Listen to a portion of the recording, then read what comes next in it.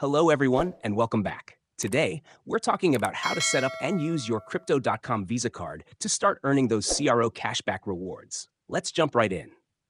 First, make sure you've applied for your card, like the Ruby Steel card, a popular choice, and gotten approved. Once that's done, head to the Crypto.com app and tap on the card icon at the bottom right. Virtual and physical card setup. Here, you'll see your virtual card ready for use. To shop online or pay over the phone, tap View Card Number for the full details. If you want a physical card for in-store purchases, just hit Get Now to request one. Once it arrives, you'll be ready to use it anywhere. You can also enable international usage or freeze your card for security on this same page if needed. Adding funds.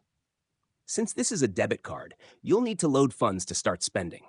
Tap Top Up and choose your funding source. CryptoWort crypto to USD and load your card.